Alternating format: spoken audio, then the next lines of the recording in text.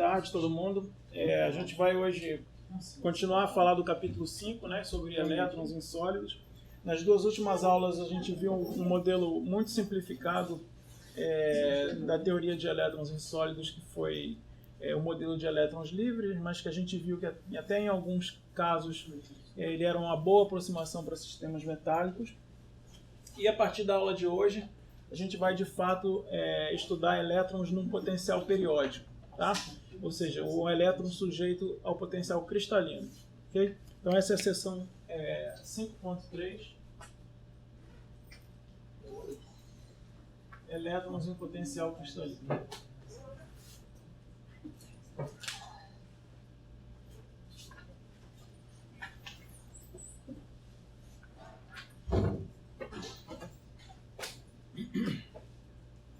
E especificamente em relação a isso, a coisa mais importante da aula de hoje, que a gente vai falar, é o teorema de Bloch.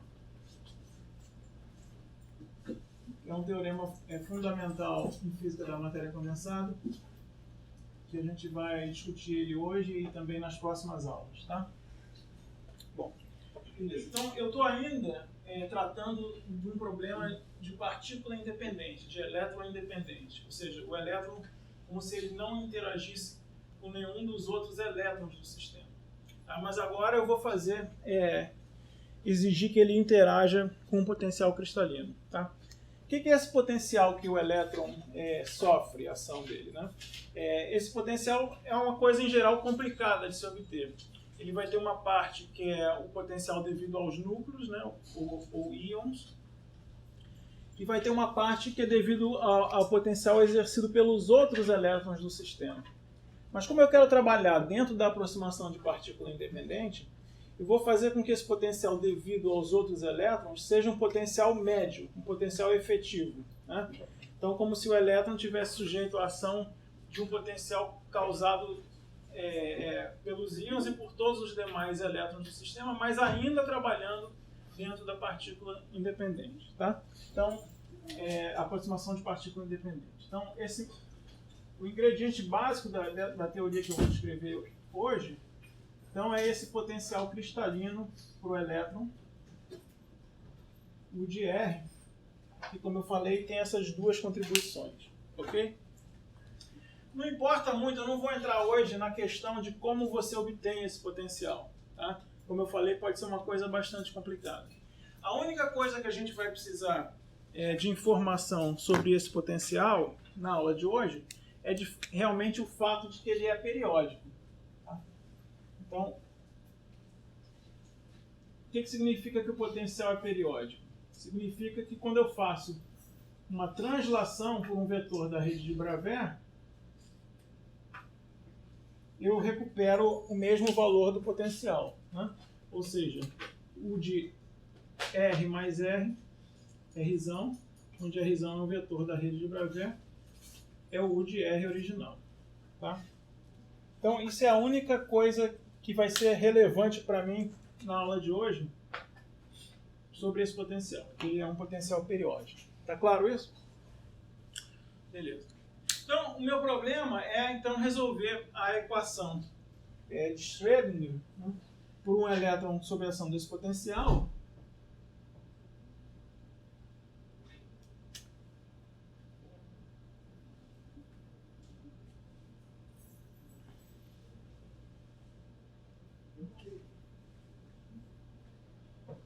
E essa equação é a equação de uma partícula, né,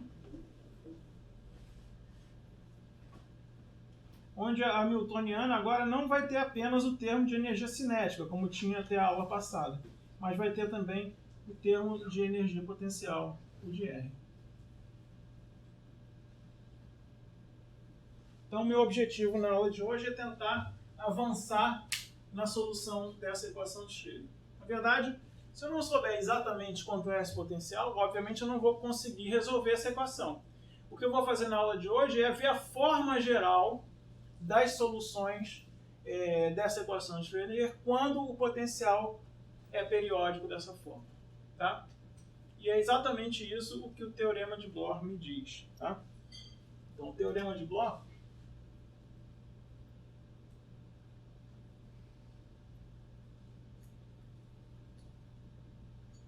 me diz exatamente o seguinte: se o potencial é periódico, as soluções desse potencial vão ter a seguinte forma. Então, vamos escrever aqui. Se o potencial é periódico, ou seja, se U de R mais R é igual a U de R, então as soluções psi podem ser escritas da seguinte forma: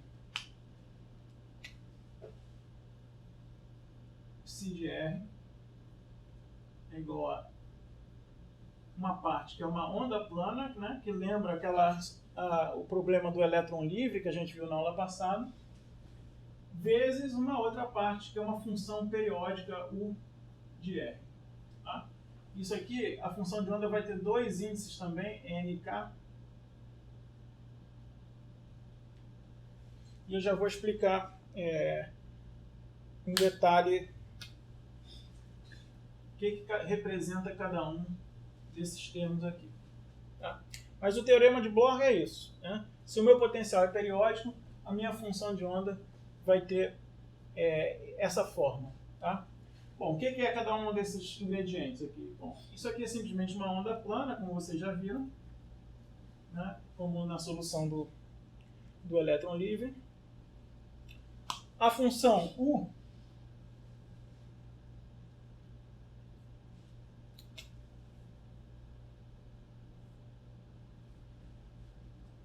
essa sim, ela é periódica, né? Na verdade, vocês já vão ver que a função de onda escrita dessa forma, ela não tem a mesma periodicidade da rede de Bravais, mas U de NK é o que eu chamo da parte periódica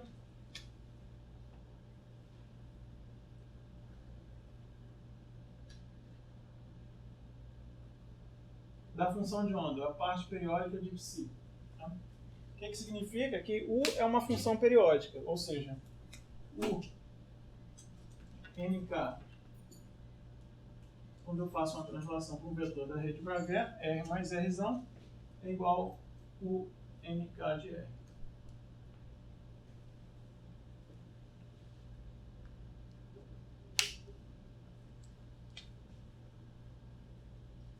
O que mais? Bom, K é um vetor de onda qualquer, né? Exatamente como no caso do elétron livre. E falta dizer o que é o N. N é o chamado índice de banda.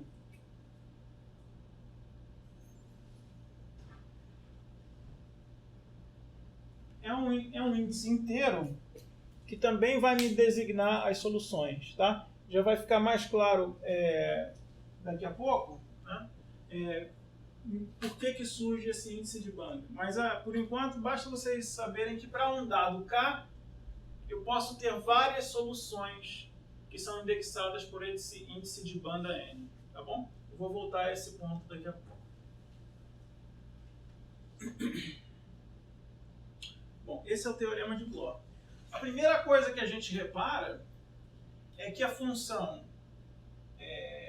chamada função de Bloch, né, que é essa função psi, ela não é periódica. Né? Apesar do potencial cristalino e, consequentemente, da hamiltoniana ter simetria de translação na rede de Bravais, ser periódica por translações de vetor da rede de Bravais, a função de onda, ou seja, as soluções da equação de Schrödinger para esse potencial, não são necessariamente periódicas. Né?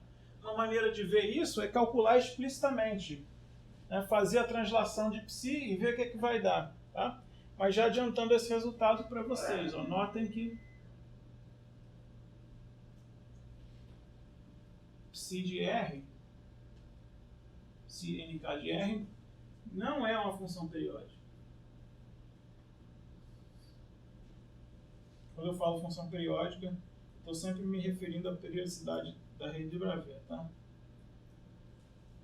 E a maneira de ver isso é basicamente explicitamente fazendo essa translação. Se calcular psi NK no ponto R mais R, ou seja, transladado por um vetor da rede de Bravais, o que eu vou obter? Eu vou obter E elevado a I NK escalar Rzinho mais Rzão. U de NK Rzinho mais Rzão, certo? Então, onde tinha R, eu botei R mais Rzão, ok? Bom, eu posso separar aqui, né? E elevado a IK escalar Rzão, e aqui E elevado a IK escalar Rzinho. E aqui, U de NK de Rzinho mais Rzão é o quê? É U de NK de R, porque o U sim é periódico, né? É a parte periódica da função de onda. Então aqui eu tenho U NK de R. E se vocês repararem, o que sobrou mais à direita, do lado direito da equação, é exatamente o psi NK de R, certo? É a função de onda original.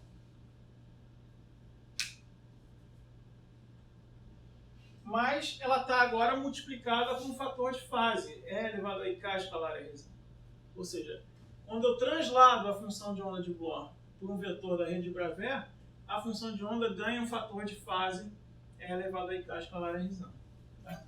Então, o resultado que eu tenho desse exercício é esse aqui. Psi NK Rzinho mais Rzão é igual a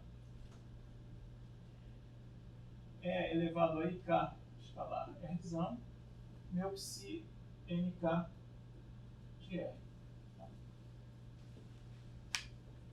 Isso, na verdade,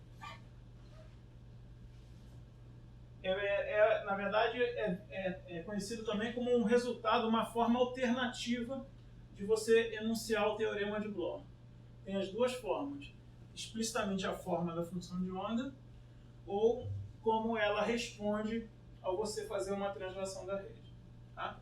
Então, essa equação também é equivalente a uma forma alternativa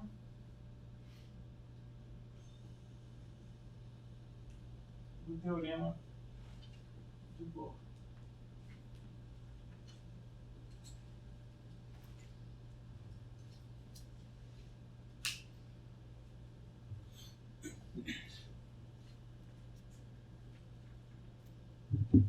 Está claro isso?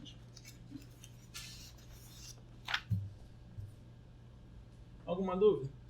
Nessa figura, a gente tem mais ou menos uma ilustração, né, de um exemplo, digamos assim, do que seria uma função de Bloch, por exemplo. Né? Então aqui você tem essa parte tracejada aqui, que parece um envelope, né, que oscila lentamente, né, está simbolizando a onda plana. Tá? Claro que não é uma onda plana complexa, mas para a gente poder visualizar, é um seno ou cosseno. Tá? E ela está multiplicando uma outra parte que oscila mais rapidamente aqui, mas que vocês reparam que é periódica. Né? Cada pontinho desse eu estou simbolizando como um ponto da rede de Bravais.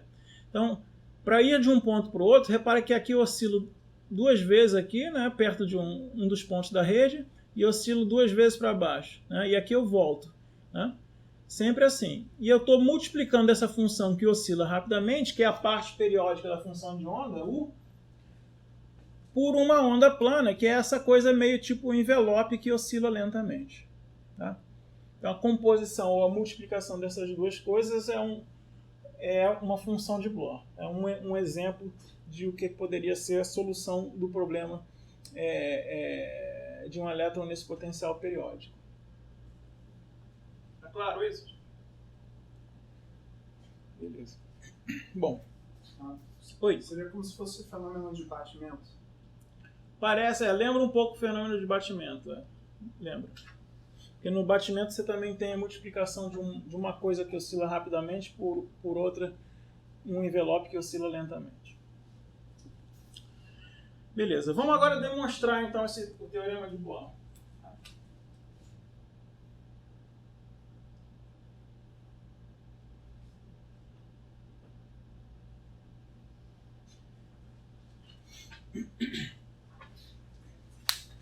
Bom, para demonstrar o teorema, eu vou lembrar a vocês um objeto que a gente já falou aqui, que é o operador de translação. Tá?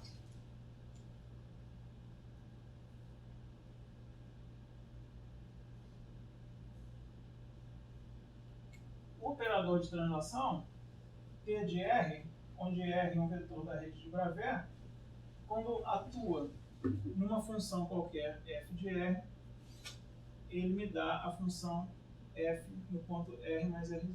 Tá? Isso aqui a gente já viu. Esse é o operador de translação. Okay? Bom, então eu vou ter que demonstrar ou usar vários resultados aqui. Primeiro,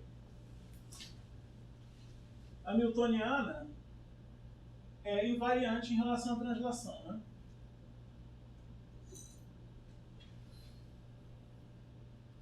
Porque o potencial, que é o único termo ali que depende da posição,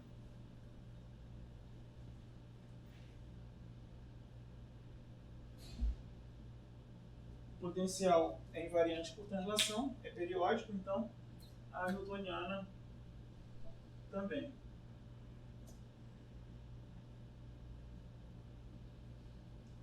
Isso significa que a minha newtoniana comuta com qualquer um do operador de translação T de R, qualquer que seja R. Tá? Então vamos mostrar isso. Então, isso implica em que H comutador, né?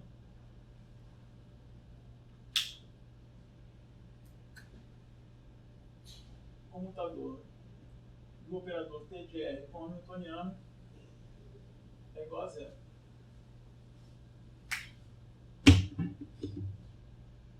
Como é que eu vejo isso? Bom, então vamos atuar com o operador T de R em H vezes um certo psi.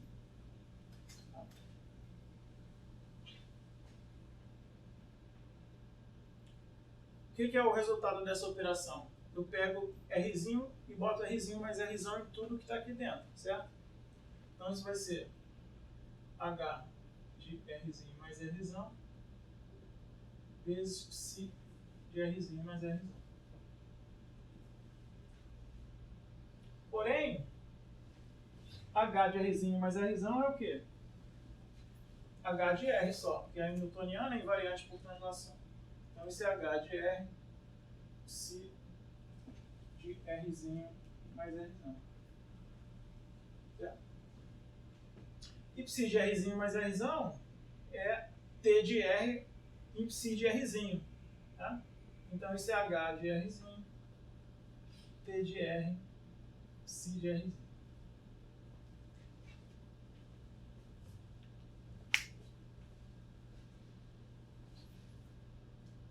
Certo? Isso mostra, né, que eu pude trocar essa ordem e o resultado não muda. Ou seja, TRH é o mesmo que HTR, ou seja, o comutador de qualquer operador de translação com a newtoniana é igual a zero. Tá? Esse é o primeiro resultado importante que eu vou precisar para demonstrar o teorema de Bloch.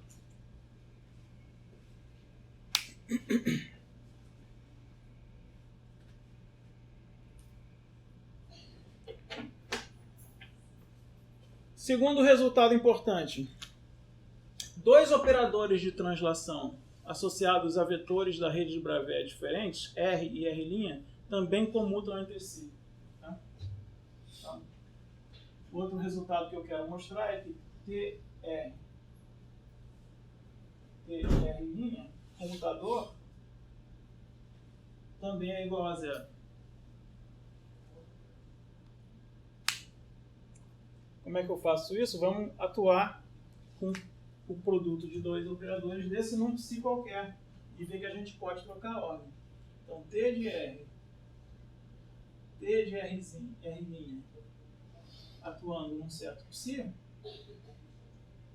é o quê? Primeiro eu vou somar R', depois eu vou somar R, certo? Então vai ser psi de R'zinho mais R' mais R. Tá? Isso é quase trivial, mas vamos fazer até o final para a gente fazer tudo. Tá? Agora, a soma ela comuta, né? R' mais R é o mesmo que R mais R'. Tá? Como a soma de dois vetores comuta, isso aqui é igual a psi de R mais R mais R'. Ou seja, é o mesmo que eu somar primeiro R e depois somar o R'. Ou seja, é o mesmo que eu atuar primeiro com um T de R e depois T de R'. Então isso aqui é igual T de R', T de R atuando em si.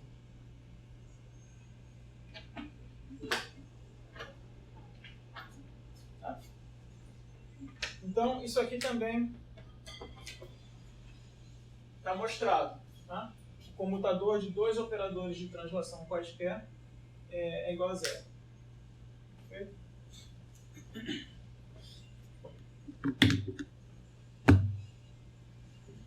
Beleza. Então, todos os operadores de translação comutam com H e todos os operadores de translação comutam entre si. Então, esse conjunto de operadores H e T de R, T de R', T de R duas linhas, ou seja, H e todos os T de R, para qualquer R, formam o quê? Vocês já devem ter visto em mecânica quântica. Conjunto completo de operadores que comutam. Né? Quando isso acontece, o que eu posso... Qual a conclusão disso? Então, H, T de R, T de R', etc., é igual a um conjunto de operadores que comutam, né, entre si. Quando isso acontece, se vocês lembram, vocês devem ter visto isso aqui, eu posso encontrar autofunções simultâneas para esses operadores todos. Lembram disso? Então, o H e um T de R qualquer vão ter autofunções simultâneas. O mesmo psi que eu tinha aqui na minha equação de Schrödinger, que eu apaguei, que é a autofunção de H, vai ser uma autofunção do operador de translação. Certo? Então, a consequência disso é que H e T de R têm autofunções simultâneas. Hψ, então, se eles têm autofunções simultâneas, Hψ é igual a Epsi. E para o mesmo psi, um T de R atuando em psi vai ser o psi vezes um certo alto valor que eu vou chamar C de R. Tá? Então é isso que significa em equações o que eu escrevi ali em cima. Tá? Beleza, agora meu objetivo é achar o C de R, o alto valor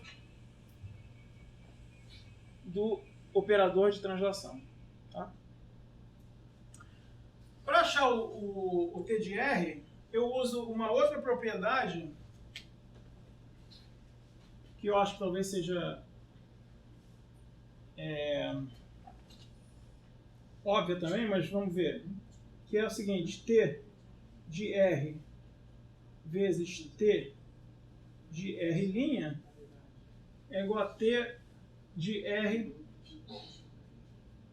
mais R'. Isso está claro aqui, né? A gente já fez isso aqui, né? Quando eu atuo duas vezes em sequência com dois operadores T de R e T de R', isso envolve somar por dois vetores, certo? Então, é o mesmo que operar com o operador de translação associado ao vetor soma dos dois, R mais R'. Tá claro isso? Beleza. Então vamos ver qual é a conclusão disso para o meu alto valor C de R. Tá? Então vamos lá. Então, se eu aplico duas vezes T de R e T de R' a uma certa função de onda psi, isso vai ser C de R vezes C de R' atuando em psi, concorda? Tá? Agora, como isso é igual A é igual a T de R mais R', atuando em psi, isso também é igual a C de R mais R', atuando em psi. Claro.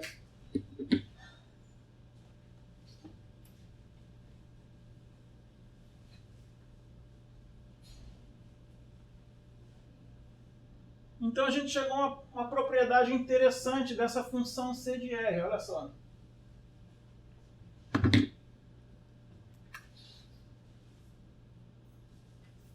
C de R vezes um C de R' é igual a C de R mais R'. Qual é a função que tem em matemática que tem essa propriedade? A única função matemática que tem essa propriedade é a exponencial. Não tem outra. Tá? Tanto a exponencial real como a exponencial complexa tem essa propriedade. Tá? Então, eu vou daqui a pouco mostrar que tem que ser uma exponencial complexa. Tá? Mas eu já vou colocar o resultado aqui,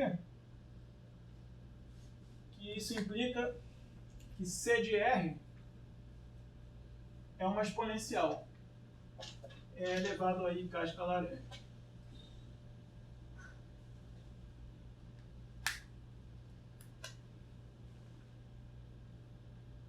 Tá. A única maneira de eu ter uma exponencial com um argumento real no vetor é botando um produto escalar aqui, não tem outra maneira. Vocês podem pensar se existe alguma outra solução, vocês vão concluir que não. Tá? Essa é a única função que satisfaz essa equação. Claro, eu poderia ter uma exponencial real em vez de uma exponencial complexa. Ou seja, uma exponencial que cresce ou decresce, em vez de oscilar, também obedece a essa propriedade.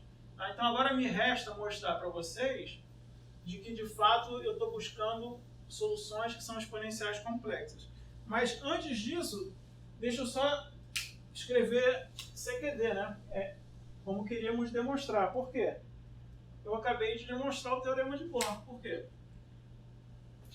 Voltando nessa equação aqui, se T de R atuando em psi é igual a psi de R mais R', né? E eu acabei de mostrar que ele é igual a E elevado a K escalar R',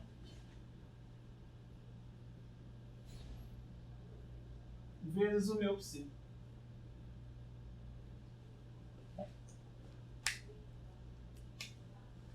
E essa é exatamente essa forma do teorema de Bloch. Então, acabei de demonstrar essa forma alternativa do teorema de Bloch. Fala. Não, é porque eu estava falando aqui no exemplo do João também, mas então os altos valores desse operador são complexos. Isso. Então ele não pode ser É verdade. mediano. Então Não é observável. não é observável. Bem notado. Mas é porque se não for complexo também, você pode também pensar que a probabilidade, se não for complexo, a probabilidade vai mudar se você translada. Ah, boa pergunta.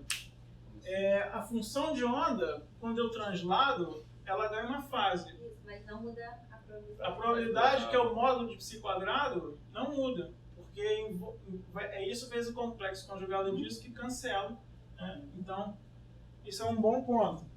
O psi quadrado, então note que módulo de psi quadrado de R mais R' é igual ao módulo de psi quadrado de R.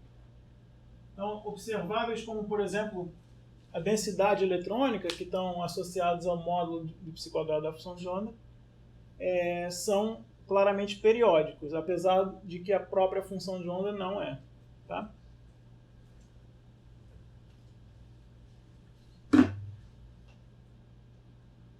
Beleza. Bom. Alguma dúvida mais? Tá. Então, como é que eu mostro agora que esse K é real? Né? K sendo real, então essa é uma exponencial complexa. Basta eu agora invocar aquelas condições de contorno periódicas, ou de Born, von Karman, que a gente viu na aula passada. Né? se vocês lembram,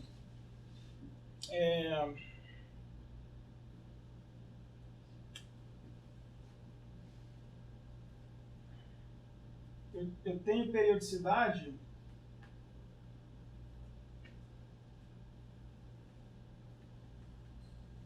da minha função de onda, e é isso que me determinou aqueles valores possíveis do vetor de onda, lembra? Em uma distância L, né? Ou seja, que o certo... Pegando em uma dimensão, nessa direção, por exemplo, né? Isso me diz que um certo psi de x, quando eu faço uma translação por um vetor por uma distância Lzão, é igual ao meu psi de x mais Lzão. Tá? E a única maneira de eu ter essa propriedade de periodicidade é com exponenciais complexas. Se eu tivesse uma exponencial crescente ou decrescente, eu nunca poderia voltar ao mesmo valor. Tá? Então, eu não poderia satisfazer as condições de contorno periódico. Tá? Então, pelas condições de contorno periódicas, CCP, condições de contorno periódicas, me levam ao fato que o vetor de onda K é real. É um vetor de onda real. Né? Nessa expressão aqui. Ou seja, a minha exponencial é complexa. Tá? Tem uma demonstração mais elaborada, mais matemática disso na apostila, mas esse argumento é suficiente para mostrar isso.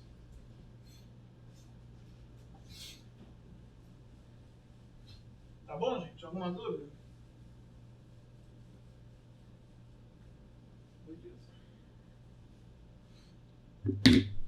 Então, esse é o teorema de Bloch. É um teorema fundamental em física da matéria condensada.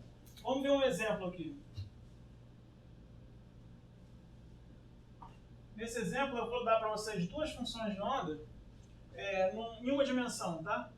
Em uma dimensão, ou seja, uma rede de Bravais unidimensional com parâmetro de rede A. Eu vou dar para vocês duas funções de onda em uma dimensão e vocês vão me dizer se elas são funções de Bloch, né, ou se satisfazem o teorema de Bloch ou não, e se elas satisfazem com qual vetor de onda K. Tá?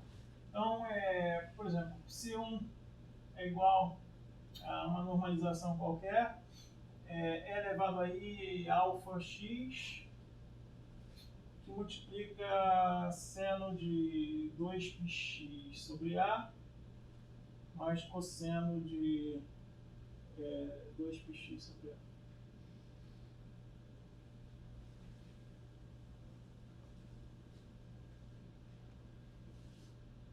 É uma função de Bloch? Satisfaz o teorema de Bloch?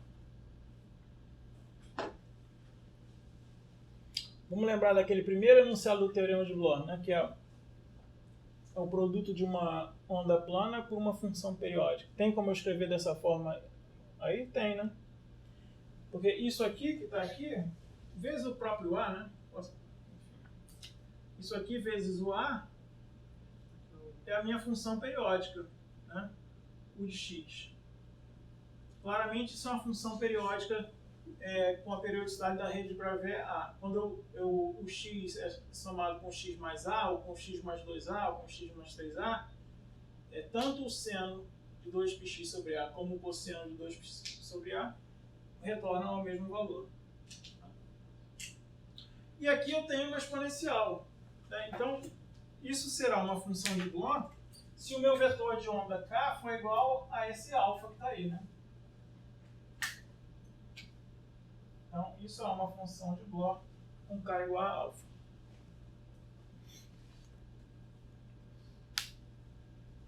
Esse é um exemplo simples. Vamos pegar um pouquinho mais complicado. Essa função aqui. A vezes seno de πx sobre A, não 2π.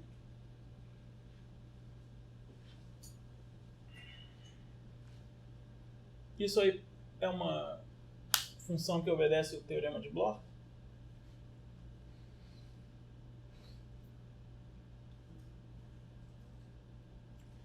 tem duas maneiras da gente tentar resolver isso. Primeiro, tentar colocá-la nessa forma aqui, né? Uma função periódica vezes uma onda plana, ou, talvez mais fácil nesse caso, tentar mostrar essa forma aqui. Tá? Então, o que acontece quando eu calculo psi2 transladado para um vetor da rede, por exemplo, A, psi2 de x mais A? Mudou o sinal. A, exatamente. A seno de π. Bom, vocês já sabem o que vai acontecer, né? Mas enfim, vou escrever isso aqui. Tá? Aí eu uso o seno da soma, não é isso? Né? Então vai ser... Bom, todo mundo já viu que vai dar menos A seno de πx sobre A? Posso pular isso? Bom, vamos lá. É A seno A com seno B, mas seno B com seno A. Né? Então, a seno de πx sobre A cosseno de π mais seno de π cosseno de πx sobre A.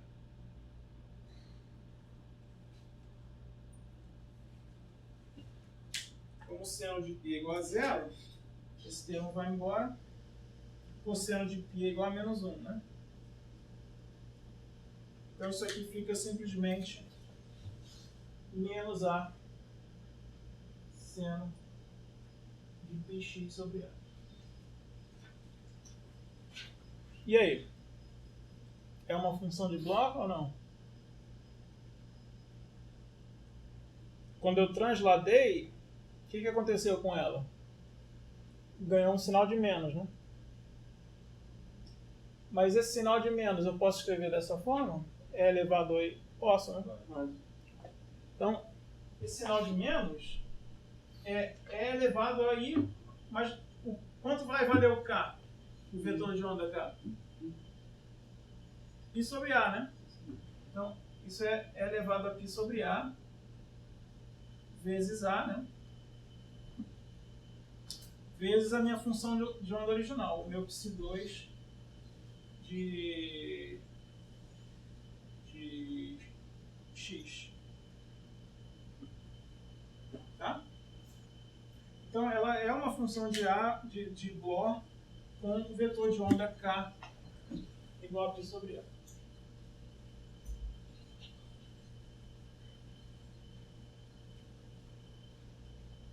Então, isso aqui é uma função de onda de Bohr com o vetor de onda k é igual a π sobre A.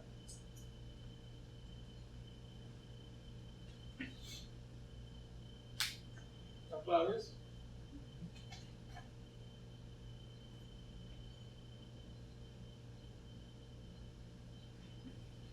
Poderia ter feito da outra maneira, né? Tentar colocar nessa forma. Já sabendo desse resultado, é fácil, né? É só colocar em evidência E elevado a i π sobre AX. Então, o que eu posso escrever aqui? Psi2, né? Vamos mostrar outra forma do teorema de Bohr. Psi2 de x é igual a seno de πx sobre A. Eu posso escrever isso. O que é o seno? É elevado a i πx sobre A mais E elevado a menos i πx sobre A, né? Sobre 2. Esse aqui é o seno de πx sobre A, certo? Aí eu boto em evidência E elevado a i πx sobre A. Então isso é igual a E elevado a i πx sobre A. E aí o que vai ficar aqui dentro do parênteses? Vai ficar 1 mais E elevado a menos 2 menos i vezes 2πx sobre A. E aí sim essa é uma função periódica sobre 2. Tá? Oi. Faltou um i no denominador. Faltou um i no denominador. É verdade.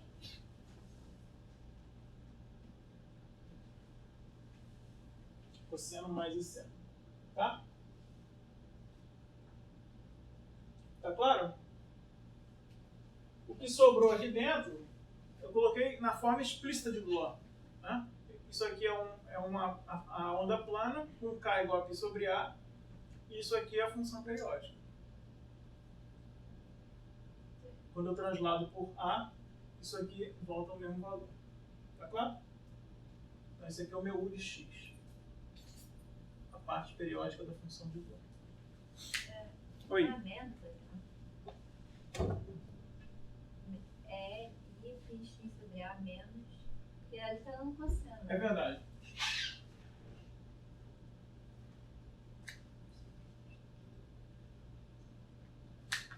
Isso. Tá?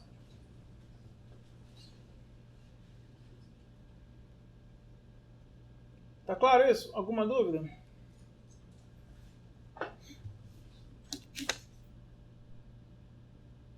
Beleza. Então, então isso foi o teorema de Bloch, né? Para a gente começar a compreender um pouco mais da importância desse teorema, vamos ver alguns aspectos, algumas das consequências do teorema de Bloch. Tá? Primeira consequência, qual o significado desse vetor de onda K?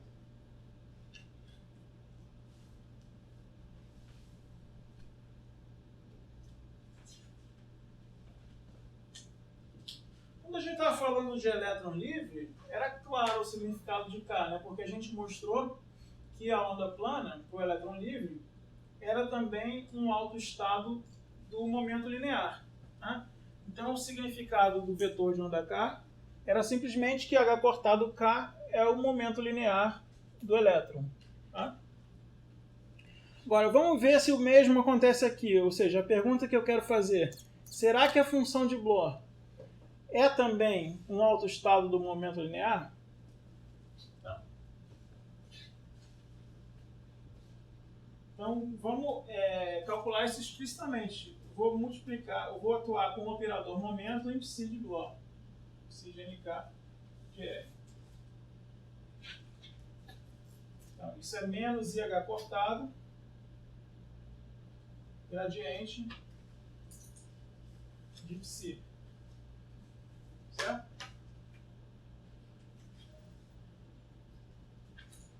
Então, agora o psi é a função de Bloch. Então, é menos IH cortado, gradiente de uma coisa que tem uma onda plana, E elevado a IK escalar R, e uma função periódica, U de R. U de NK de R, tá?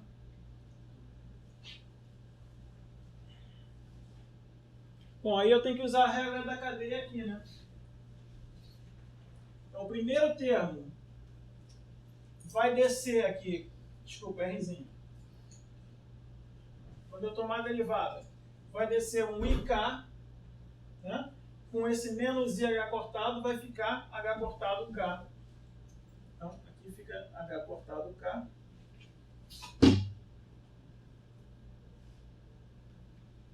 E o que sobra? Sobra o E elevado a IK escalar R vezes U, que é o próprio psi. Tá? Então, se fosse só isso, nós estaríamos bem, né? Estaríamos mostrando que psi é um autoestado do momento linear com o alto valor H cortado K, o mesmo do elétron livre. Só que não, porque tem um outro termo na regra da cadeia aqui. Tá? O outro termo vai ser o quê? Menos IH cortado, E elevado a IK escalar R, e aqui gradiente de U, né?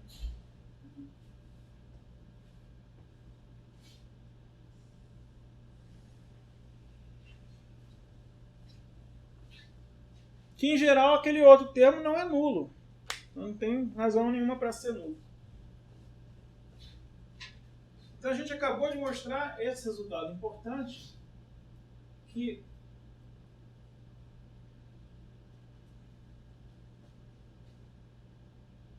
a função de onda de Bloch não é um autoestado do momento linear. Tá. Não é nem com H cortado, nem com nenhum outro alto valor. Tá?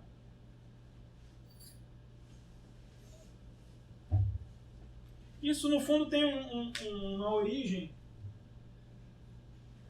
que é o fato de que quando eu coloco a rede cristalina, eu perco a simetria de translação completa do espaço, né? Então,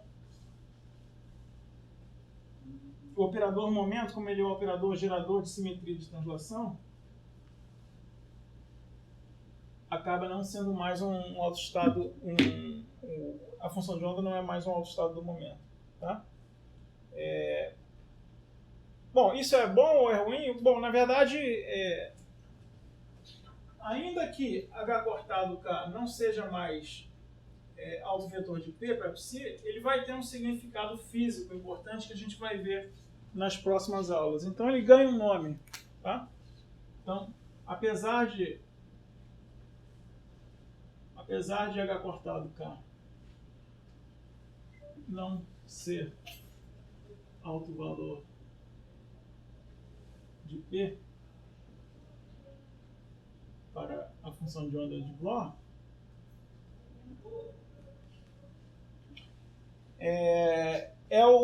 útil, vai ser útil em alguns processos de conservação de momento, na verdade, né? Envolvendo colisões entre elétron-elétron, elétron-fônon. Né? Então isso tem um nome que é chamado momento cristalino. A gente vai voltar a isso depois. Não ser alto valor de P é conhecido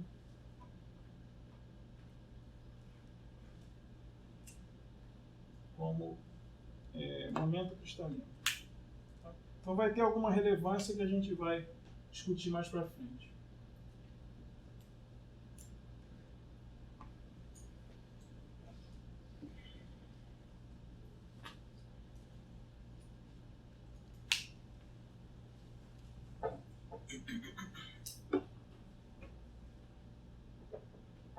Essa é a primeira consequência, o significado do vetor de onda K. É claro isso? Então, psi não é autoestado de P, mas H cortado K é o conhecido como momento cristalino. Não vai ser o momento do elétron. Tá? O momento cristalino do elétron. A segunda consequência, a multiplicidade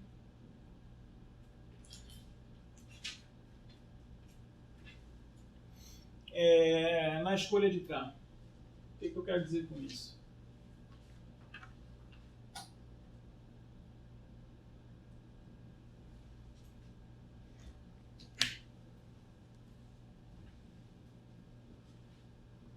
Vamos voltar para essa expressão do teorema de Bloch. Tá? Então, isso aqui está me dizendo... Deixa eu reescrevê-la aqui. Quando eu escrevo psi nk de R mais R é igual a E elevado a IK escalar R, psi nk de R, isso está me introduzindo um número quântico, na verdade dois números quânticos na minha função de onda. Um que é o N, que eu ainda não falei dele, o índice de banda, e o outro o vetor de onda K. Né?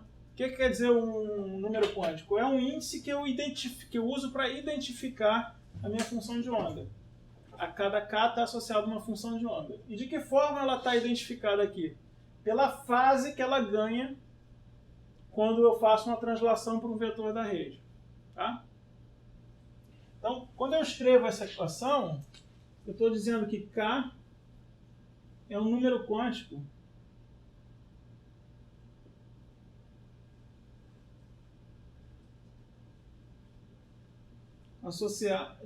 de psi, né?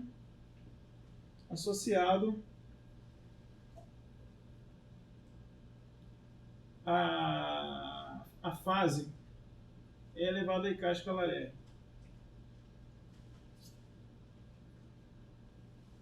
Tá?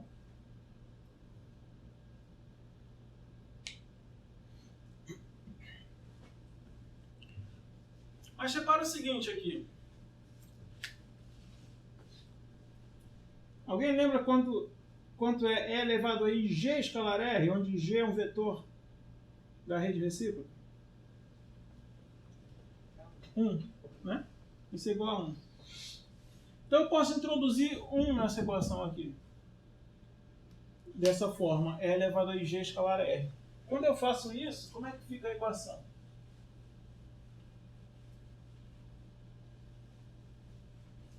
K mais G.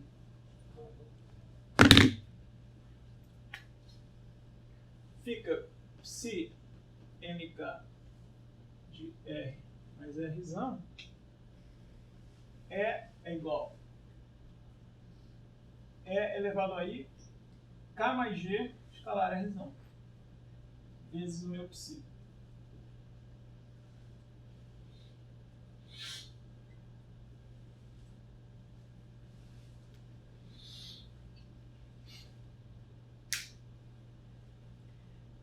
Parece então que eu tenho uma multiplicidade na escolha desse K. O fator de fase que eu ganho para uma função de onda psi-K, que é esse aqui, é o mesmo fator de fase que eu ganharia se o meu K fosse igual a K mais G, concorda? Porque isso parece a função de onda do teorema de Bloch associada a um K igual a K mais G, concorda? Em várias situações, vai ser bom a gente eliminar essa multiplicidade. Tá? Ou seja, o que significa isso? Significa considerar o vetor de onda K apenas na primeira zona de Brillouin. Por que eu estou falando isso? Vamos lembrar o que é a primeira zona de Brillouin, né? Em 2 dimensões, pegar a rede quadrada. Aqui são minha rede recíproca, né?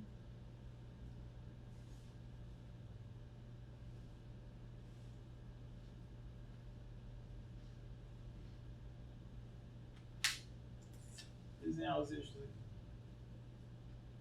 KX, KY.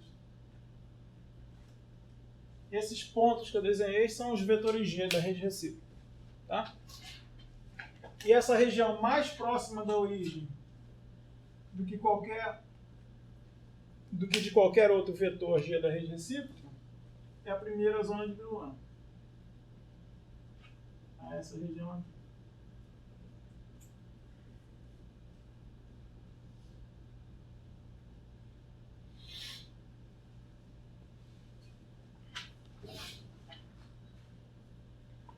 Por que eu estou dizendo considerar K apenas dentro da primeira zona de Brillouin e não qualquer K? Porque se eu pego um certo vetor de onda K e eu somo qualquer vetor da rede recíproca, G, eu saio da primeira zona de Brillouin. Por exemplo, eu vou considerar esse G aqui.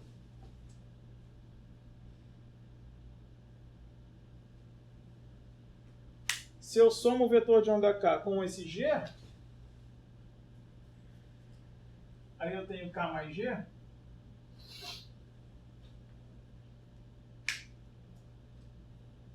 O resultado é um outro vetor de onda K', ou vou escrever explicitamente K mais G,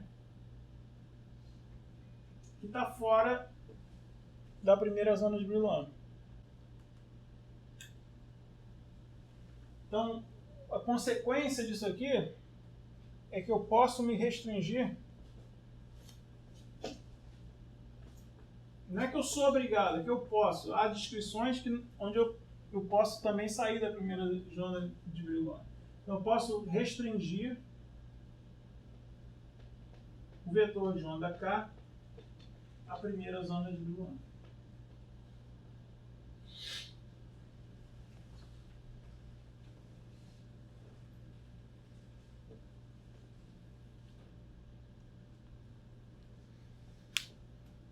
Bom, então vamos enumerar quantos vetores de onda K eu tenho na primeira zona de Brillouin. Quantos vetores de onda permitidos por aquelas condições de contorno periódicas que a gente discutiu há 2 aulas atrás. Tá?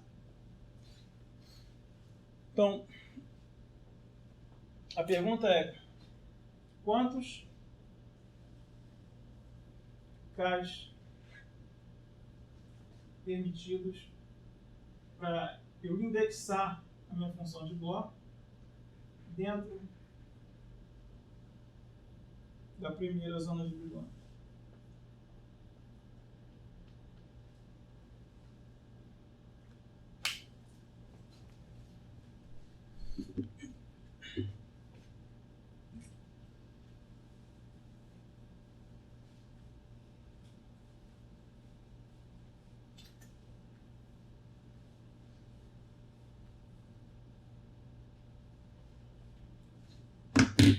Vou chamar isso de NK.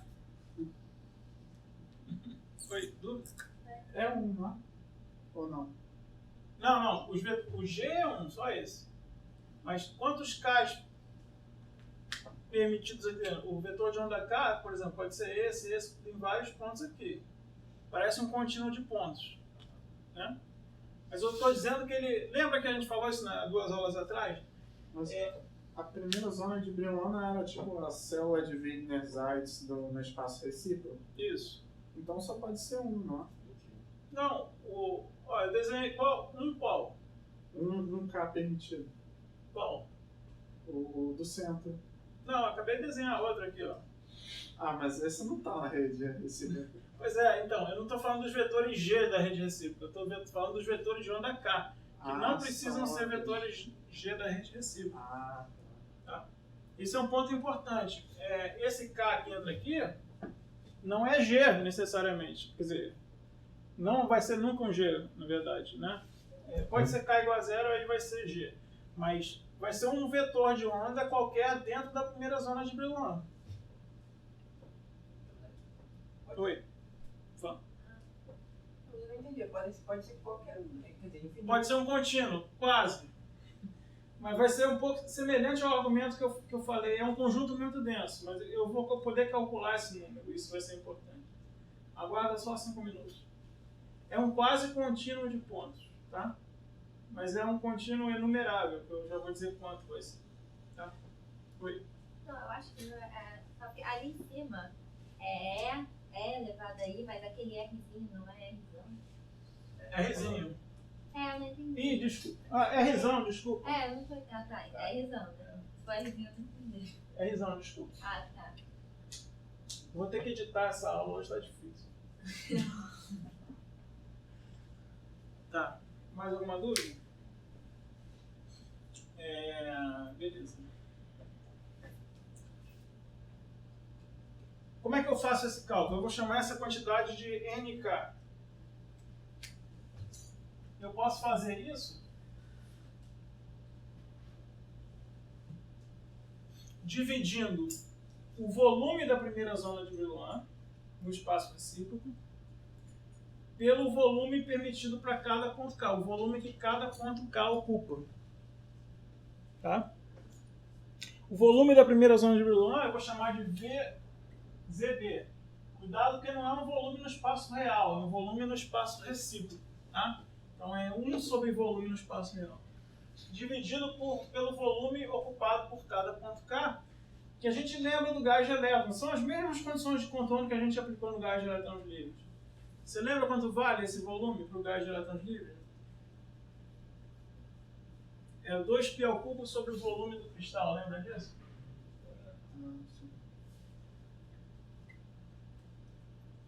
Tá, então esse é o volume da primeira zona de Brillouin vezes o volume do cristal sobre 2π ao cubo.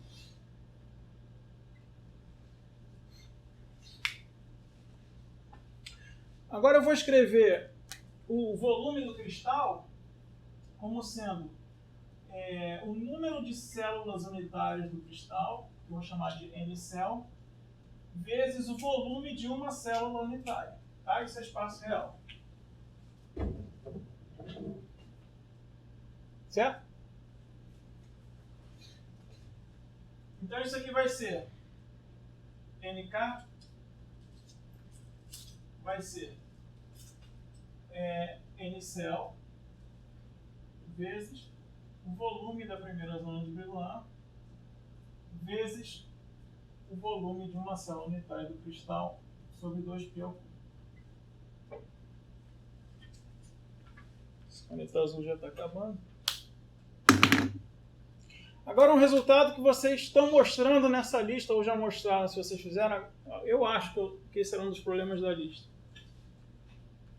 Vocês já viram, ou vão ver, que o volume da primeira zona de Brillouin é exatamente igual a 2π ao cubo sobre o volume de uma célula unitária. Tem esse problema na lista? Eu acho que tem. Ou vocês já fizeram a lista? É.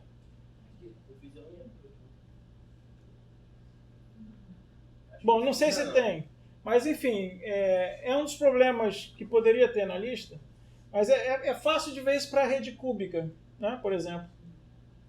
Quanto é o volume de uma célula unitária de uma rede cúbica de parâmetro de rede A?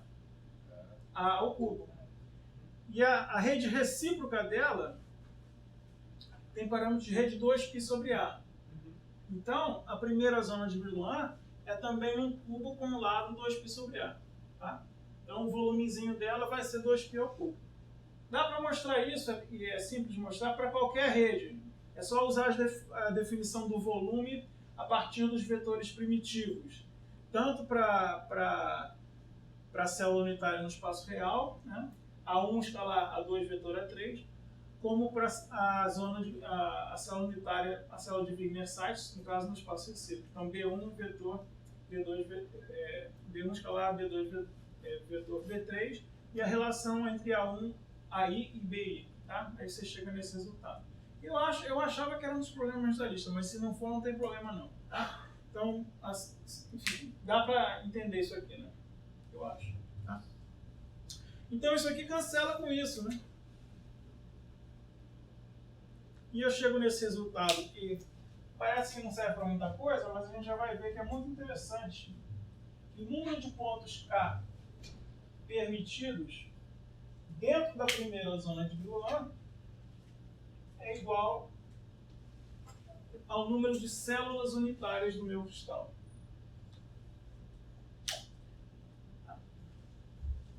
O que são essas células unitárias mesmo? Hein? Vamos lá. Eu usei para condições de contorno periódica uma coisa que era L, que era macroscópica, que era o tamanho da minha amostra, digamos assim. Né?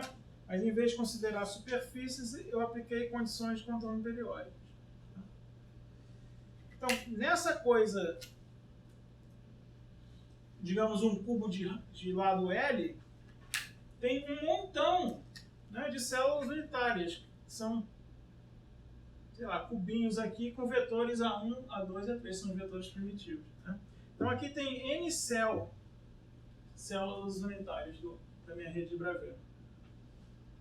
Eu estou dizendo que o número de pontinhos K permitidos pelas condições de contorno periódicas dentro da primeira zona de Brillouin é exatamente igual a esse número de células unitárias.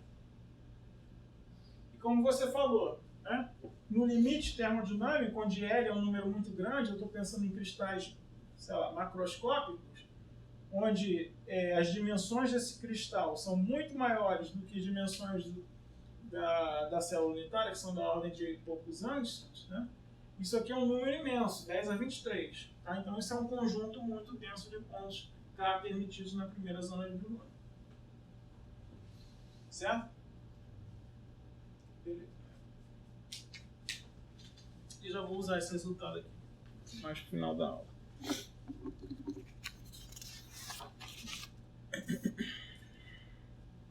Beleza, agora vamos falar sobre esse índice de banda que estava perdido aí até agora. Vamos voltar a falar dele, esse N. O que isso significa?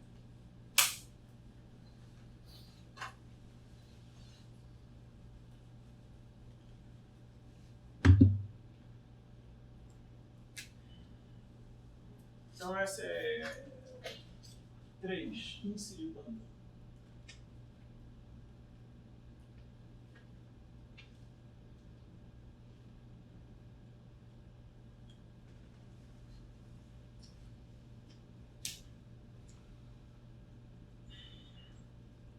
Vamos voltar à minha equação de Schrödinger.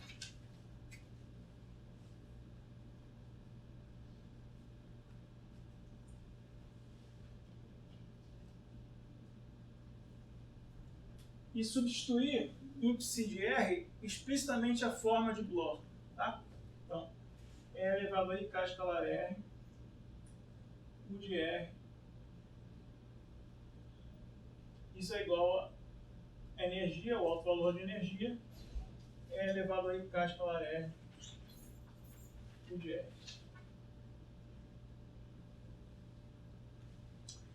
A partir dessa equação de Schrödinger do meu psi, eu vou agora obter uma equação de altos valores para U. Tá? A gente vai ir mais adiante nesse caminho, acho que na aula que vem e na próxima. Tá? Mas vamos obter então uma equação de altos valores para U, para ver a cara dela. É a maneira que eu resolvo o meu problema de fato. Né? É como eu obtenho as soluções. Tá? Bom, vocês vão ver que o E elevado a IK escalar R vai cortar em todos os termos. Né? Isso aqui é só um termo multiplicativo. Eu só tenho que tomar cuidado com esse Laplaciano aqui. Tá bom? Então vamos olhar só o Laplaciano atuando nisso aqui. Tá? O resto vai ser trivial. Tá? Então, vamos lá. Eu quero calcular isso aqui.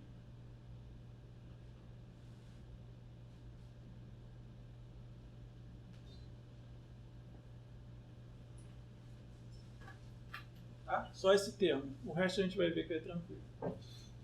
Bom, isso é divergente do gradiente E elevado a IK escalar R U. U de R, para ser explícito. Tá? Tá um pouquinho de álgebra, que é um pouco trivial, mas assim, se você, só para deixar todos os passos claros ali. Então, aqui mais uma vez, regra da cadeia, que a gente já fez isso hoje, tá? Então isso aqui vai ser divergente de... Aí, o primeiro termo vai descer um IK escalar, aí E elevado a IK escalar R, não, escalar não, IK vezes E elevado a IK escalar R, U. Tá? Esse é o primeiro termo, eu derivei a exponencial. O outro termo, a exponencial fica lá, é elevado a IK escalar R, gradiente de U. Certo?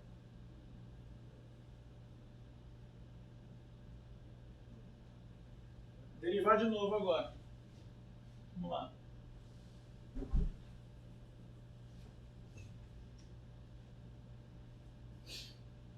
Aqui, ó, quando eu derivar esse termo de novo, vai descer um IK de novo, tá? Quando eu derivar o primeiro termo.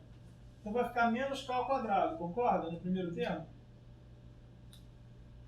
Ah, antes disso, todo mundo já percebeu que o E elevado a IK escalar R é imortal aqui. Então ele vai, já vou fatorar para fora desse parênteses. Sempre vai ficar um E elevado a IK escalar R em todos os termos. Ok? Para não ficar carregando ele toda hora. Tá? Agora isso aqui, primeiro termo desce um IK de novo, fica menos K ao quadrado. U de R.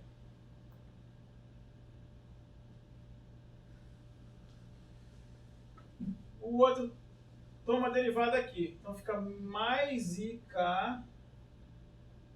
o E elevado a IK escalar R já saiu para cá, gradiente de U. Agora vamos para esse cara aqui.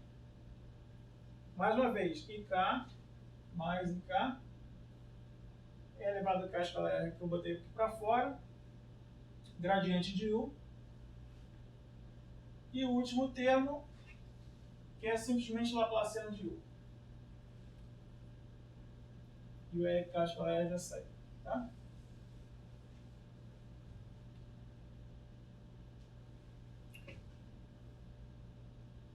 Aí, eu posso reescrever esse termo que está em parênteses de uma forma simplificada. Isso aqui esses dois termos vão se somar. O que está aparecendo isso aqui? Exatamente. Repara que é IK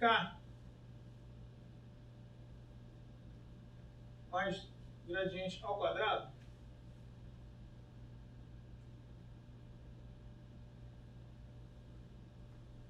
Mais nada ao quadrado. Tá? É uma forma de escrever aquilo ali, atuando em U. Tá? Atuando em U.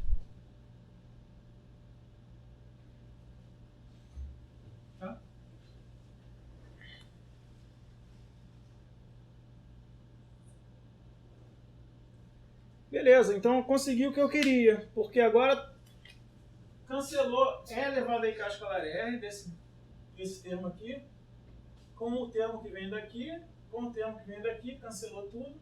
Tá?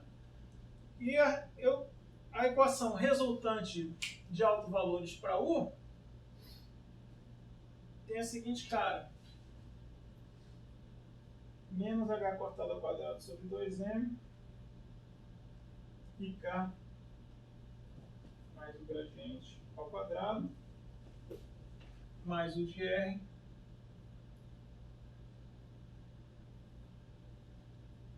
em U de R, uzinho de R é igual a E uzinho de R.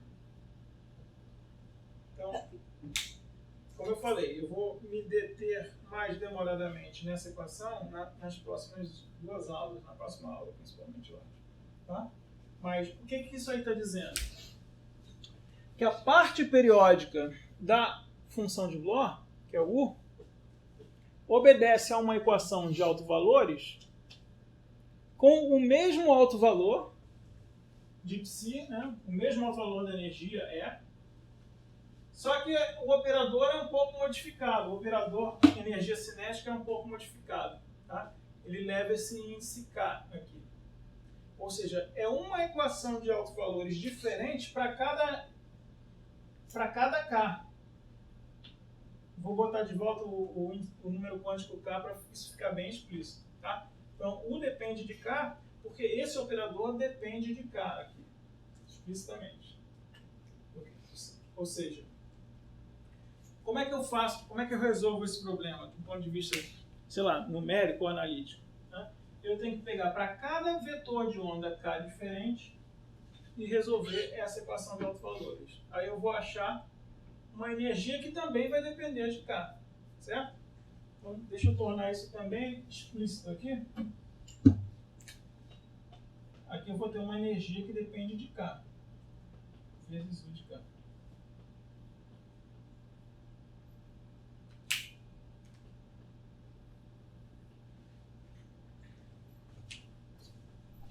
Todo mundo entendeu isso? É uma para cada K? Boa pergunta. Quantas para cada K? Esse é que é o meu ponto. Porque agora, o que é isso aqui? Talvez vocês já tenham visto isso em métodos.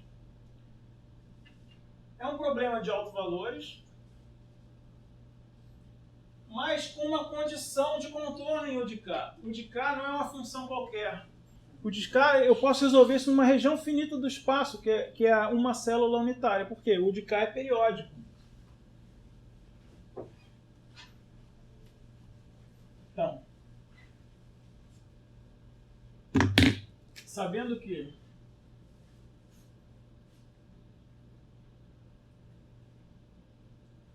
U de K, R mais Rzão,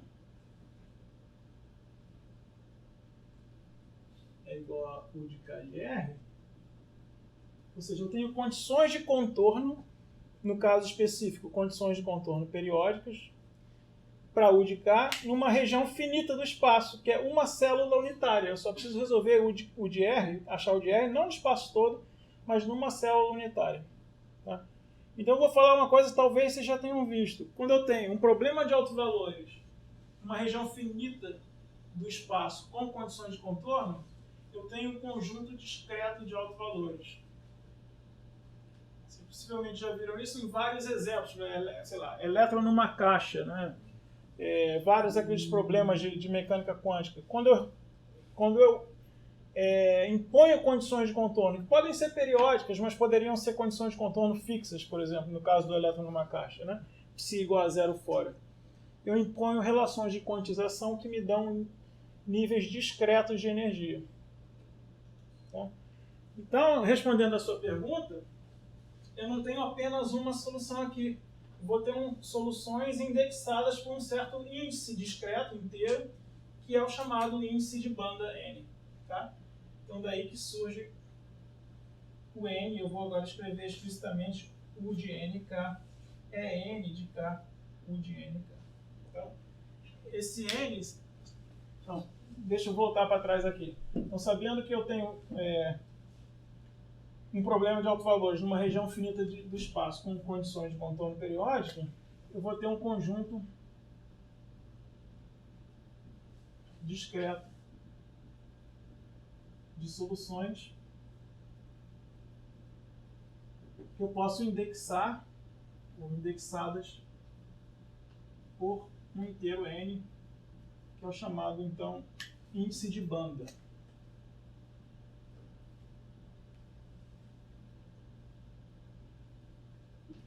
Por que banda? Eu vou fazer um desenho disso daí. Tá? Então,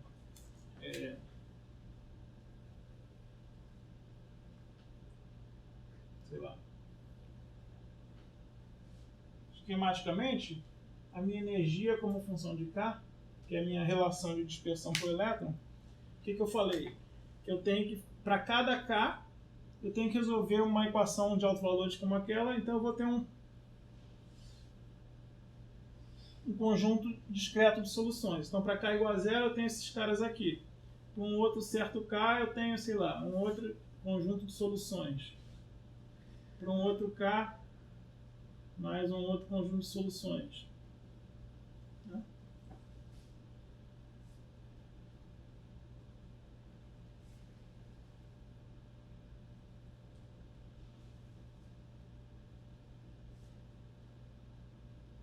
E assim por diante. Vou resolvendo meu problema dessa forma. Só que, como eu mostrei aqui, né, esse conjunto de K's permitido, que eu desenhei alguns, é um quase contínuo, né? Eles são um quase contínuo de pontos, porque é um conjunto muito denso. Eu tenho que ter 10 a 23 pontos aqui. Então, eu posso resolver meu problema para alguns K's, ilustrando aqui por esses pontinhos vermelhos, mas na verdade eu sei que eu vou ter um quase contínuo de soluções também, que eu vou poder unir por uma linha. Tá?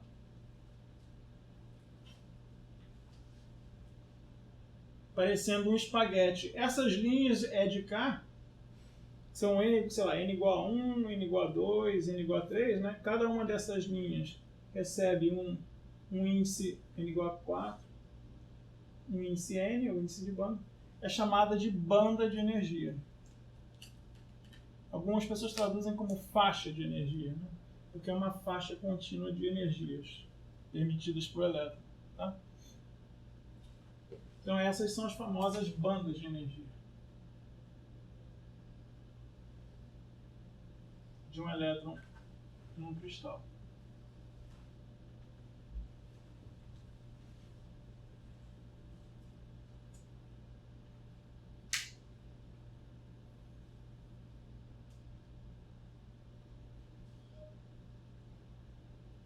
Certo?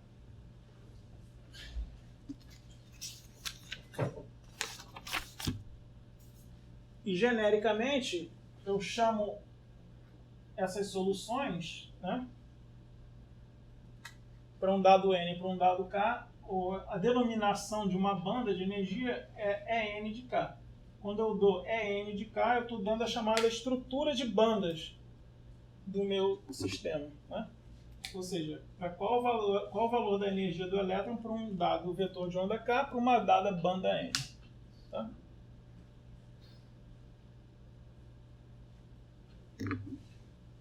Tá claro isso, gente? Alguma dúvida aí?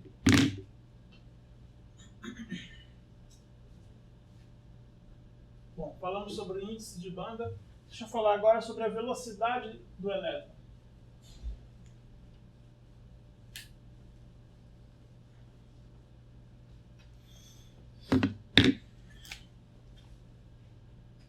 Velocidade de um elétron de Bohr.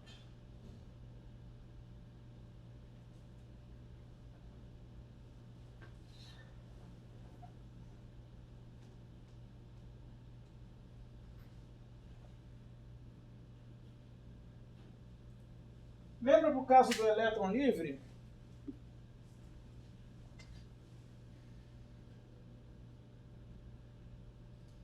Era claro, né? Como no caso do elétron livre, a função de onda, a onda plana, era a autofunção do momento com alto valor h cortado k, também era a autofunção do operador velocidade, que é P sobre M, com alto valor h cortado k sobre M. Tá? Aqui era tranquilo. Tá? Então você poderia dizer que isso aqui era a velocidade do elétron. Tá?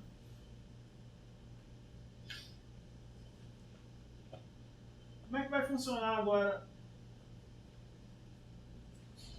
para um elétron de Bohr e não para um elétron livre? Quer dizer, para um elétron num potencial cristalino. Para um elétron de Bohr,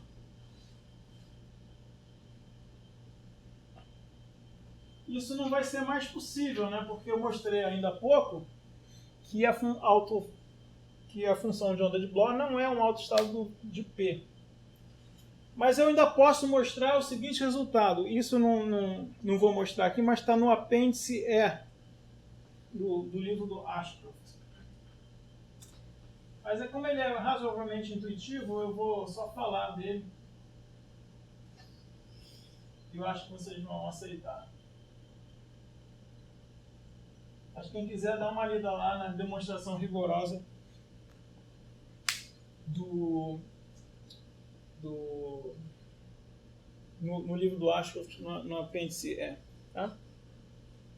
Eu ainda posso achar um valor esperado do operador velocidade no estado de Bohr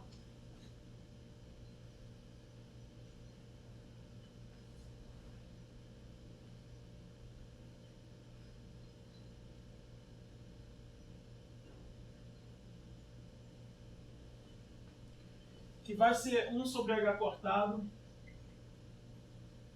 o gradiente K de N de K.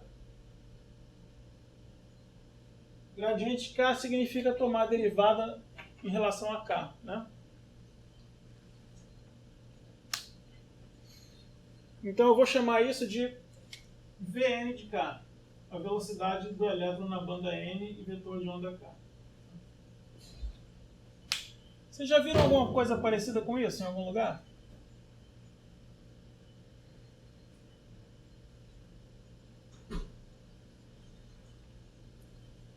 Lembra, vocês já viram velocidade de grupo?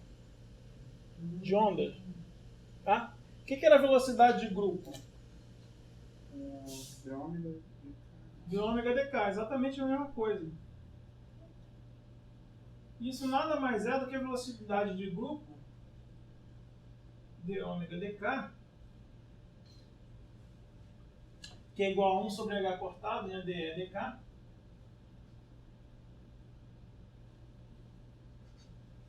se eu considerar o elétron, então, como uma onda, um pacote de ondas, na verdade, com velocidade de grupo dE dk. Isso é a velocidade de grupo de um pacote de ondas que descreve esse elétron que tem essa relação de dispersão. Tá?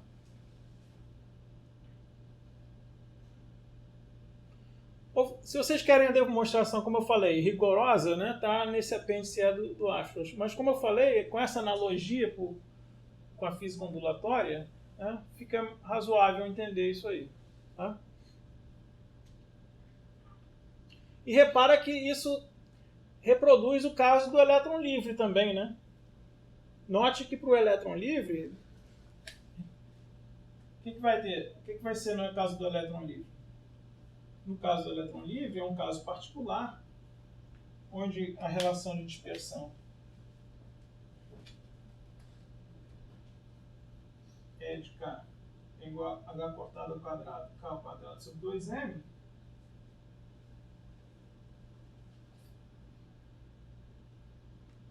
que se você tomar 1 sobre H cortado dE dk, dá exatamente isso aqui que eu tinha antes, H cortado K sobre M. Tá? Então, esse resultado está de acordo também com o resultado do elétron livre.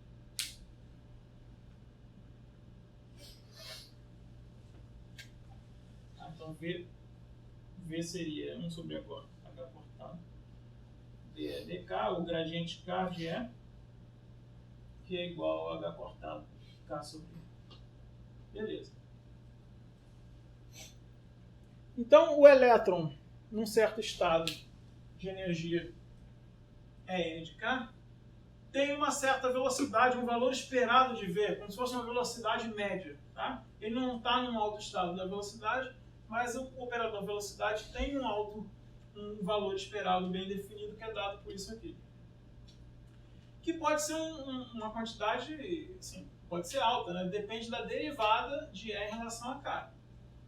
Por que isso é interessante? Porque a gente vai ver isso melhor no capítulo que vem. As primeiras teorias da dinâmica dos elétrons em cristais, ou seja, a transmissão de corrente elétrica, né? Teorias para condutividade ou para resistividade eletrônica, elas supunham que o elétron sofria colisões com os íons, né? Sofria colisões com os núcleos, de modo que ele só poderia ter uma velocidade não nula quando eu aplicava um campo elétrico, uma força externa, o que de certa maneira fazia sentido com a nossa experiência do dia a dia. Eu só tenho corrente elétrica, velocidade dos elétrons, numa certa direção quando eu aplico corrente elétrica. Esse resultado aqui mostra que não, que mesmo na presença dos núcleos, cada elétron tem uma certa velocidade bem definida, que é dada por esse valor esperado. O que ocorre é que, na média, elas somam, dão zero quando não tem campo elétrico, tudo bem. Mas cada elétron ele tem lá uma velocidade e ele não está batendo nos núcleos, né? Então, essa ideia que as pessoas tinham antes, de que os elétrons ficavam toda hora batendo nos núcleos e por isso tinha uma velocidade nula na média, não era correta. Pelo contrário, isso aqui está dizendo que o problema não é tão simples assim. Ele é melhor entendido considerando o elétron como uma onda, e de certa forma essa onda eletrônica, entre aspas, ela aprende qual é a periodicidade da rede cristalina e de alguma forma a sua função de onda se adapta a essa periodicidade, de modo que ele tem uma velocidade não nula, que pode ser muito alta em certas direções, ou uma direção qualquer. É mais um processo de espalhamento coerente de uma onda num potencial periódico.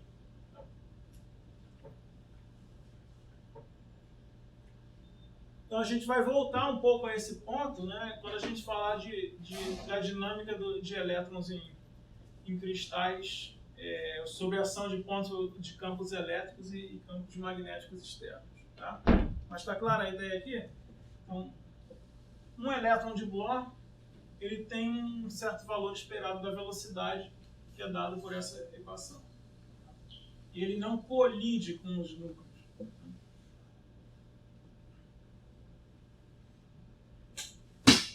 Beleza. Estou um pouquinho atrasado, mas acho que vai dar para terminar.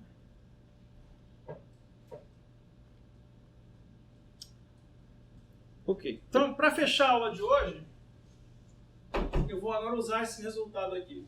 O número de K permitidos é igual ao número de células periódicas no cristal. E isso vai nos permitir chegar no final dessa aula e explicar uma coisa que as pessoas se debatiam muito tempo antes de conhecerem a teoria quântica de elétrons em sólidos, que é por que existem sólidos que são metais e outros que são isolantes. Porque tem alguns sólidos que conduzem bem a eletricidade e outros não. Então, o finalzinho da aula de hoje é a distinção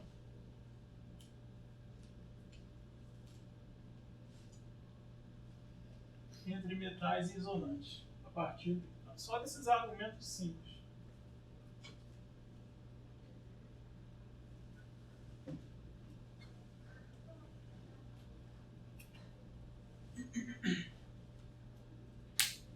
Beleza. Então nosso ponto de partida é esse aqui.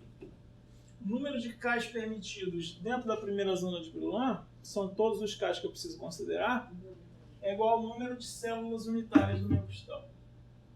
Então, considerando agora a degenerescência de spin, ou seja, que cada estado eletrônico pode conter dois elétrons, um de spin para cima e outro de spin para baixo, quantos elétrons cabem em uma banda? 2 vezes a cardinalidade da banda. 2 vezes o número de células unitárias. Tá? Então, esse é o resultado fundamental que eu vou usar aqui. Em cada banda, cabem 2 vezes N céu, número de células unitárias vezes 2 elétrons.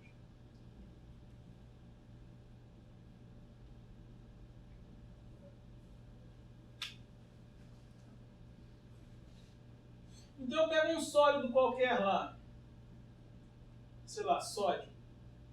Tá? E tem cada átomo de sódio vai contribuir com um certo número de elétrons. Tá? Eu vou ocupando essas bandas. Nessa banda cabem 2 elétrons. Se eu tenho um átomo de sódio por célula unitária, né? Então eu vou ocupando dependendo do número de elétrons do sódio. Tá? Os 2 primeiros elétrons vão na primeira banda, os próximos 2 vão na segunda banda e assim por diante. N célula, o que mesmo? N célula. É o número de células unitárias do meu cristal. Como o sódio eu tenho um átomo por célula unitária só, né, a estrutura cristalina dele, então o número de elétrons por célula unitária vai ser igual ao número de elétrons de cada átomo de sódio, certo? Só que aí vocês vão ver já que vai ter um caso aí, que é exatamente o caso do sódio, que tem um número ímpar de elétrons por célula unitária. Se vocês lembram, o último elétron do sódio, né, que é da camada de valência, ele está sozinho no estado S lá. Então ele tem um número ímpar de elétrons por átomo de sódio. Como eu tenho um sódio por célula unitária, eu tenho então um número ímpar de elétrons por célula unitária. Então a última banda não vai conseguir ser preenchida, porque eu preciso de um número par de elétrons para preencher todas as bandas. Na banda cabem 2 vezes o número de células unitárias de elétrons. E aqui, a última banda a ser preenchida só sobrou um elétron por célula unitária. Então ela vai ser preenchida pela metade só. Concorda? Então esse é o primeiro caso. Quando eu dei o exemplo do sódio, mas no caso geral, quando eu tenho um número ímpar de elétrons por célula unitária,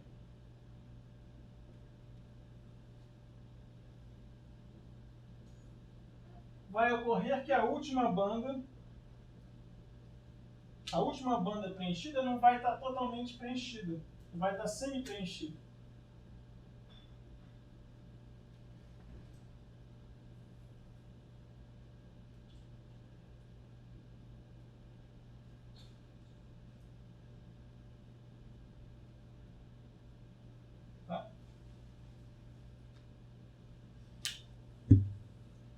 Graficamente, vou ter uma coisa desse tipo aqui. Então, é de K, função de K. Aí eu vou ter lá várias bandas e tal. E aí a última banda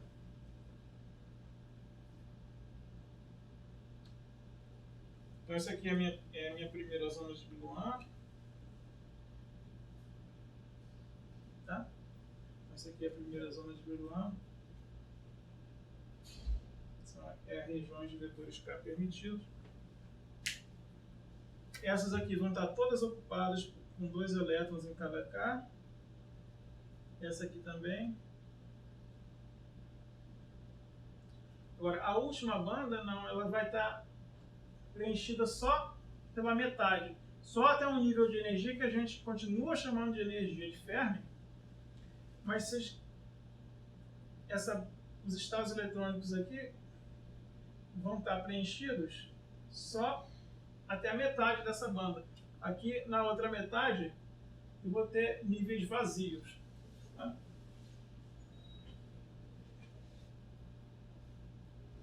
Bom, o que falta falar para vocês, porque eu não falei disso ainda, mas vou falar no próximo capítulo, é que só sistemas com bandas semi-preenchidas vão poder transmitir corrente elétrica, tá? Vão ser metais. Então, quando eu tiver um sistema Isso eu não mostrei ainda, tá? Mas quando eu tiver um sistema com uma banda semi-preenchida, eu vou ter condutividade eletrônica. Ao contrário disso, se eu tiver apenas bandas totalmente preenchidas ou totalmente vazias, eu vou ter isolantes, tá? Então essa é uma informação que eu estou dando para vocês, que a gente vai voltar a ela mais para frente, tá?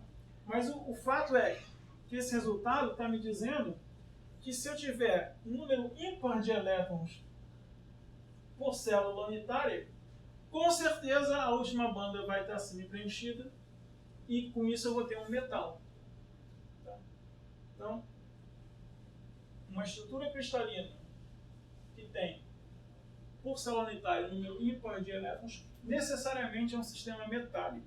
Tá? E o sódio, que é um metal alcalino, é um exemplo disso, o exemplo mais simples disso. Tá?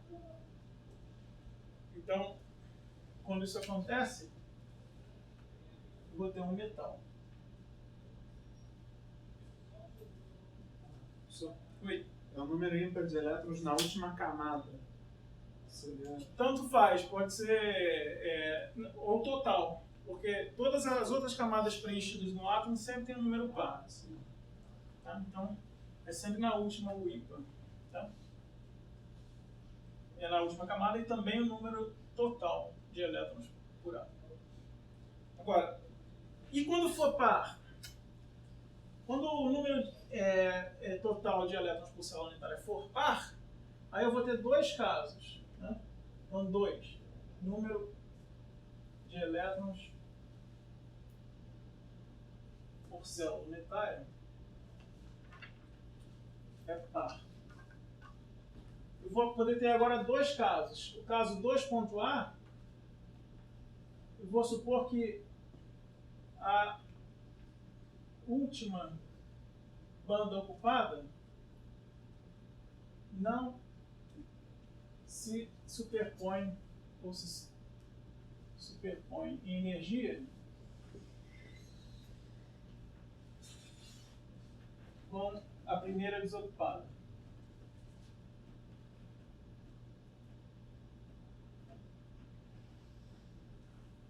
A última banda ocupada, tá? A última banda ocupada, a propósito, é chamada de banda de valência.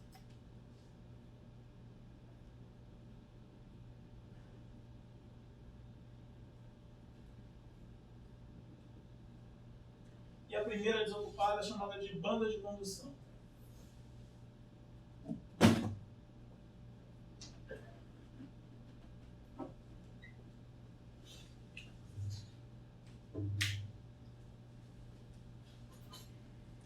O que eu quis dizer com isso? Só num desenho esquemático fica mais fácil de entender. Tá? Significa que eu estou lá com todas as minhas bandas ocupadas, para valores mais baixos de energia, aí eu chego na última, tá? Ocupada. Então, a última banda ocupada, e aqui é a minha primeira zona de Brillouin.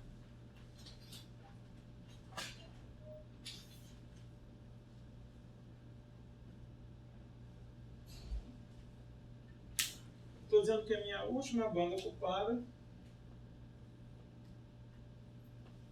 não se sobrepõe em energia com a primeira desocupada. Tá? Então, elas não, entre aspas, não se cruzam. Tem o que a gente chama de gap de energia.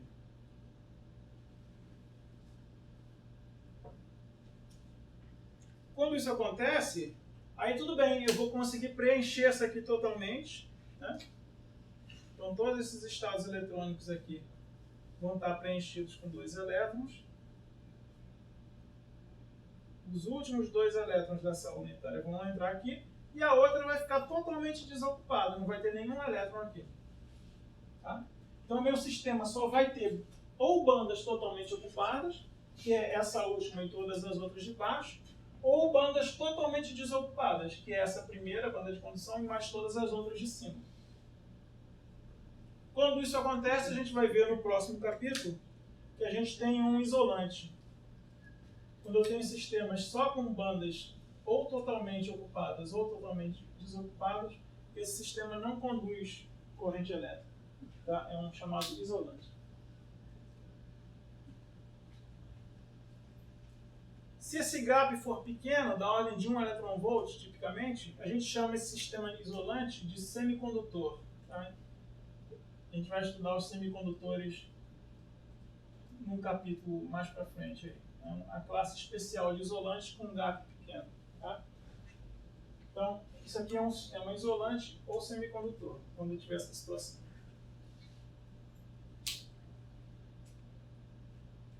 E a outra situação é quando eu posso ter alguma superposição em energia da última banda ocupada e da primeira desocupada, da banda de valência e da banda de condução.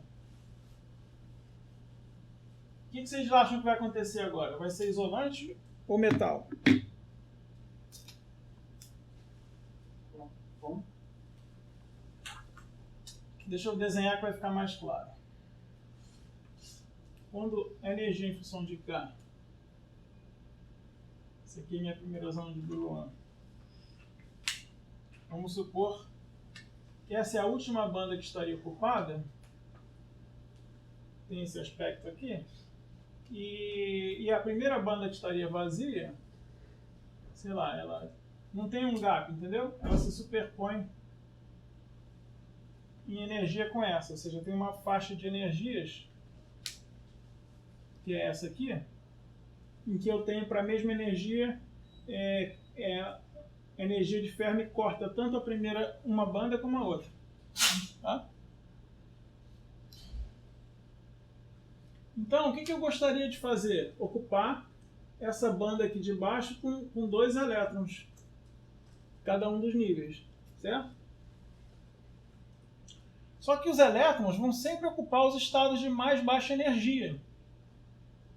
Então, esse estado que está aqui, em vez de ocupar esse estado com 2 elétrons, eu vou preferir ocupar esse estado aqui, da outra banda. Certo? Então, os meus estados ocupados, o nível de Fermi, esquematicamente, vai estar mais ou menos por aqui, né? Esses níveis vão estar ocupados, com 2 elétrons cada um. E esse aqui também. E não esse aqui.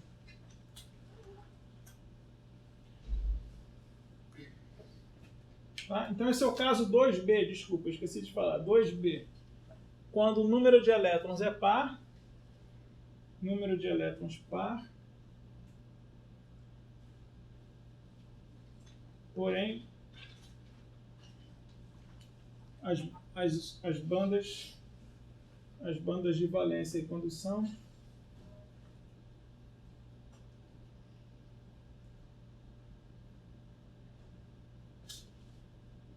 se superpõem.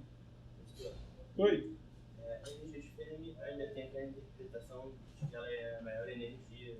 Isso, continua. Da esfera de Fermi. Continua a mesma energia, só que não vai ser mais esfera de Fermi, a gente vai voltar a esse ponto. Vai ser uma outra forma geométrica, mas a energia de Fermi continua sendo a energia dos elétrons mais energéticos. Tá? Mas repara, eu tinha elétrons para preencher totalmente essa banda aqui. Mas como ela, em alguns pontos da primeira zona de Brillouin, ela tem energia maior do que essa outra banda aqui, os elétrons preferem ocupar esses estados aqui. Então, em vez de ter apenas bandas ocupadas e desocupadas, eu passo a ter, nesse exemplo aqui, 2 bandas semi-preenchidas, tanto essa quanto essa. Então, nesse caso, volta a ser um metal. Tá? Por quê? Porque eu tenho bandas semi-preenchidas.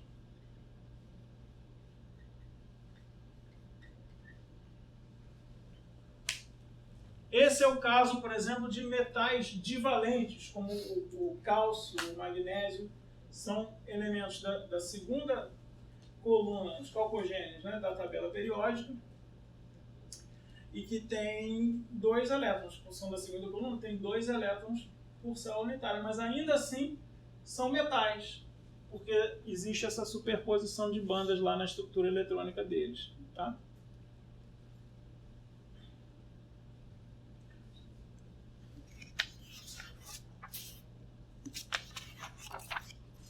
Finalmente, a única coisa em relação... Quando essa superposição é pequena, a gente chama de semimetal. O arsênio, por exemplo, é um semimetal. O grafite, né, que vocês usam para escrever, também é um semimetal. esses elétrons esses sistemas são metais por pouco, né? Porque essa superposição é bem pequena.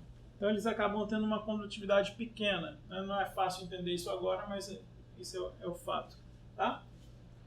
Então, metais ou semimetais, né? Não tem uma distinção qualitativa entre metal e semimetal, é só quantitativa. É um metal onde existe uma superposição pequena entre as bandas, a banda de valência e a banda de condução, e por isso eles vão ter uma condutividade baixa, tá? Por isso são chamados semimetais. Beleza, então a gente se alongou um pouco mais na aula de hoje, mas foi legal porque